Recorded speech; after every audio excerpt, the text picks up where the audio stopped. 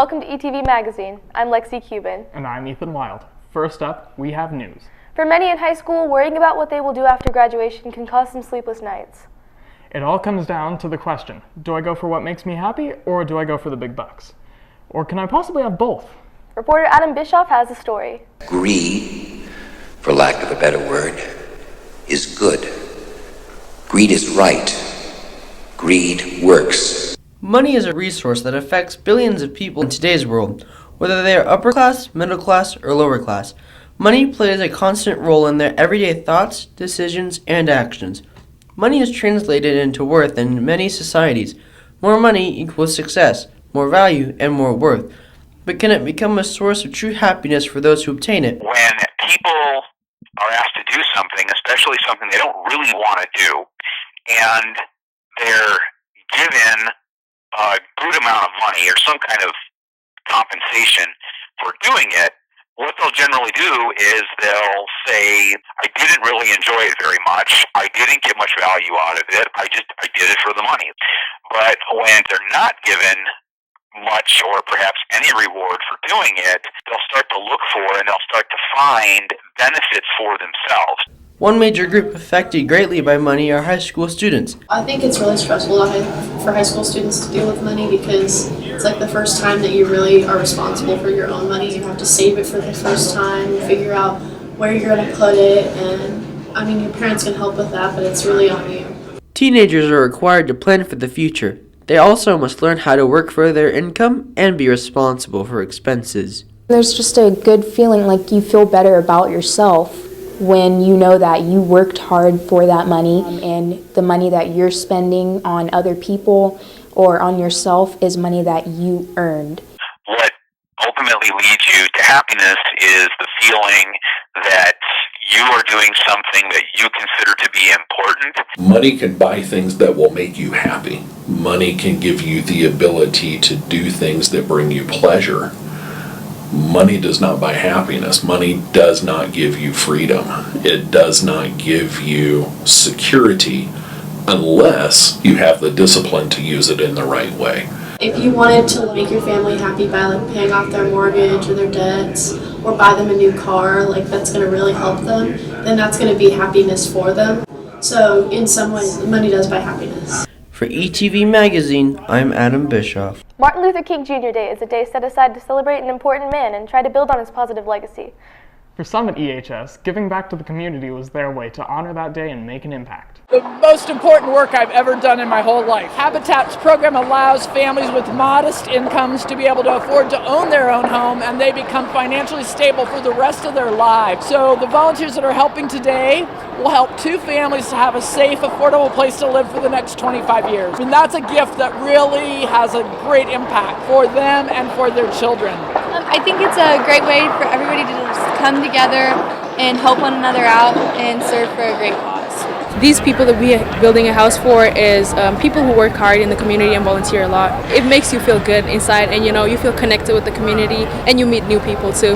Dr. King said it's really important for us to help others, and I think that's really important on this day of service to be able to do that. Why not be around and help other people? Next up, we have a story about the challenges high schools face when developing and teaching a curriculum to keep up with the ever-changing high-tech world we live in. Producer Haley Ferguson tackled this broad topic and filed this report. Many people are beginning to wonder whether high school graduates are being prepared enough through their high school careers to move on to adult life after graduation. I don't think it's the school's responsibility to teach kids everything. I think the family has to include them on life skills as they grow older. I think that since parents pay for children to go to school, that teachers should probably take the bulk on teaching children. Some high schools, including Eisenhower High School, offer classes that teach direct lessons about real adult tasks. Many wonder, though, why that kind of curriculum isn't required, but optional to take on top of other required classes. Personal finance, consumer and personal finance, sophomore year too, and that taught me taxes, stuff like that. Where some people believe that basic graduation requirements are enough, others wonder if those classes are readying students only for more schooling or for real life. Greater percentages of incoming freshmen need sort of remedial math and remedial types of reading types of things because they come out of high school less skilled than necessary. Then I think high schools are taking post sort of secondary education more seriously. I think they are starting to emphasize career readiness. Certainly the Success 101 class does some career exploration, and we try to do that through the different years.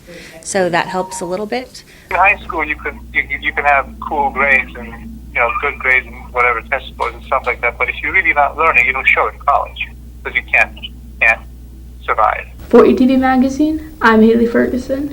Entertainment is up next. Let's kick it off with a brand new segment called At the Movies. We went back to the archives of ETV Magazine and found Austin Antoldi's at the table where he reviewed restaurants. So Austin, if you're watching, we chose our rating system based on you. Thanks, man.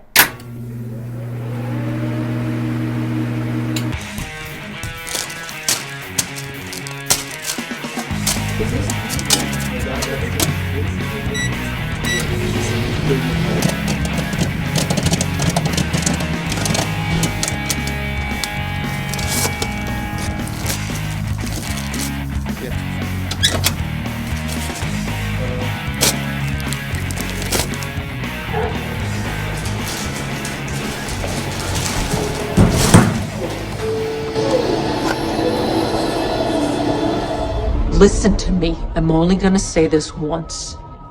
We are going on the trip now. It's going to be rough. It's gonna be hard to stay alert. It's gonna be even harder to be quiet, but you have to do both. Bird Box is a Netflix original movie that really blew up in the last few months. For those who haven't watched it, I highly recommend you do. You have to do every single thing I say, or we will not make it. Understand? The premise of the movie centers around the main character, Mallory, who is an extremely antisocial woman who struggles to leave her home and connect with the outside world. I'll do it! No! Please stop it! Stop it!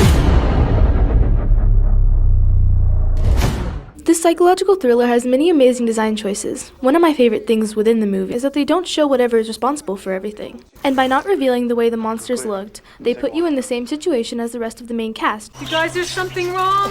You really see Mallory struggle to connect with the outside world when it comes to her kids. She doesn't even bother to name them and instead gives them the name boy and girl. And while she may not have given them names, she does care for them in a motherly way slowly throughout the movie.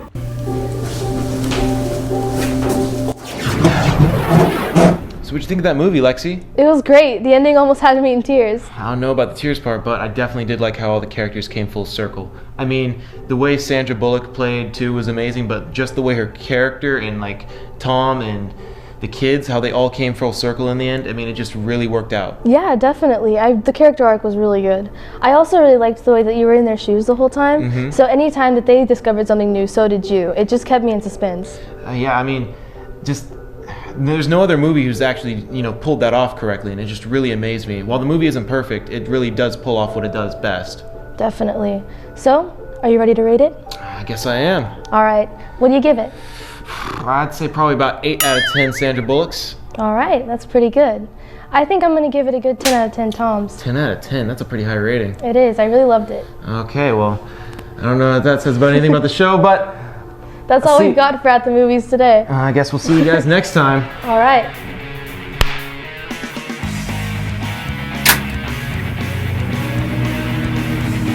This year, the forensics team is back in action with another round of creativity and competitions. ETV Magazine's Trinity Kincannon went down to the drama room and found out how the season's going. So to prepare for a tournament, you basically need to choose a piece. So say you wanted to do a poetry. So you would need to find poetry that you really kind of speaks to you, bringing character to life through facial expressions, your voice, inflection, things like that. So you're just interpreting the material. Well, especially if you choose to take it your freshman year, it's a good way for students to learn how to become comfortable with themselves and speaking in front of other people. And it's just a fun way to express yourself. We have a lot of novices who have never participated in something like this before, and it kind of takes time to explain how everything goes and get them used to performing in front of people and getting judged. Let's stay down in the drama hall and find out how the recent production of Our Town went. MacArthur Mercer interviewed some people involved to see how they prepared for the show, and here's what he found out. This year's spring play, Our Town, took a look at a young couple in the early 1900s. The main plot of the story is about life and death and enjoying the moment that we have right now. Our town stands out in many ways, such as having music, a minimalistic set, and narrators. I sort of introduce the audience to what is going on within the story of the play, along with my fellow narrators. And I was kind of really bouncing around between different shows. A former teacher actually at the school, Miss Weber, was talking about just missing her childhood, and the first thing that came to my mind was actually Our Town by Thornton Wilder. For ETV Magazine, I'm MacArthur Mercer. Let's move on to sports. First, let's check up on the Lady Tigers, who are winning more games this year. Sports reporter Cody O'Brien went down to the court to see what's causing the turnaround. The girls' basketball team has dramatically improved this season. Underclassmen have been a big factor to the team's rapid rise to success. Last year's team, Kennedy, Nicholson, and Brittany Gosh and Peyton Ryan really came in as freshmen and started stepping up for us. Winning has sparked even more competition in the team. Practices are definitely more intense. There's a lot more competition, and we all just have a lot more fun in practice. Another key to success this season has been summer basketball that the players have participated in. Most part, I think it's a skill development. They become better shooters. They are exposed to more varieties of play. We have a lot of girls that play summer ball, so they get more experience during the summer, so they're ready to come in during school ball. But next year, we'll have more experience, and we should be ready to go. For ETV Magazine, I'm Cody O'Brien. Next up, we have bowling, where it was all about a youth movement. Sports producer Brianna Welch took a trip to the lanes to find out more about Tiger bowling. This year, the bowling team has a large amount of underclassmen that could be vital in the next few years. We are a very young squad. That's a strength because if we can get those students involved and interested in the sport and can invest in them for the next few years, then that will certainly turn into a strength a couple years down the road. Our freshmen are stepping up a lot. The seniors last year graduated, and the seniors this year that were going to bowl, they had other commitments and they weren't able to make it. Our team is very new. It's very freshman based, so I like to see the growth in everyone, so like next year we can come back and be even better. Coaches bring a certain amount of experience that most players don't have. The coaching helps a lot. They, BA or Coach Stock, so they can tell them to move left or move right, make a ball change. The coaches know a lot more than we do. Just by having us move a little bit on the approach or look at a different target, it really helps us pick up our spares or get strikes. The other coach and I are having to go back to square one with a lot of these players because it's just so foreign to them, and we're trying to develop into them to become a better player. So we're starting from the beginning, and then for those who are already advanced, we try to invest more time in them to help them get even better. For ETV Magazine, I'm Brianna Welch. Next up, we have boys basketball. Reporter Jared Oberlechner talked with one player to see how their season is going for him. Nick Hogan has improved tremendously with this game over the course of a year. We knew after the summer he had that he had some potential, especially shooting the three-pointer. We'd like to see him get inside a little bit more and use his size in the post, but so far I've been very impressed with his number. Very happy. Nick is very, very competitive, got a great fire in him, and he's, I think he attacks every game. He goes out and plays as hard as he can. Some things that makes him stand out is his ability to box out every play and do those fundamental things that, right now he doesn't have the quickest feet, but he overcomes that by doing the fundamental things correctly. I'd like to see him handle the ball a little bit better, get quicker feet, improve his vertical and those kind of things, which hopefully will help happen with as he grows,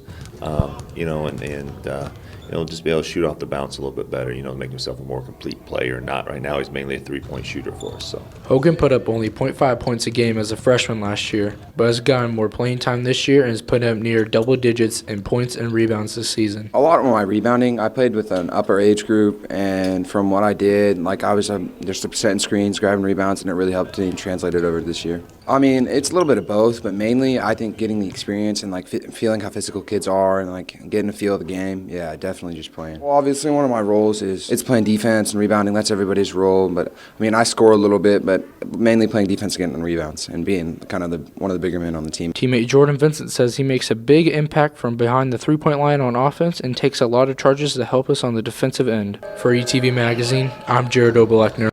Last in sports is a story about wrestling. Reporter Owen Vanetta filed this report on how the season went. Tiger wrestling team has had a strong season. They have 5 state qualifiers this year. Well, for me, it's been off to a pretty good start. For the team as a whole, we've been doing a lot better than we have in the past. And we should definitely have more kids getting up there. A bunch of the seniors trying to look for state placements, state qualifiers. I really want to place at state this year. I really want to place top 3. You know, for the most part, we're really hardworking and we get stuff done. For ETV Magazine, I am Owen Vanetta. That's it for ETV Magazine. I'm Ethan Wild. And I'm Lexi Cuban. And from all of us at ETV Magazine and I Like Ike Productions, we'll see you next time.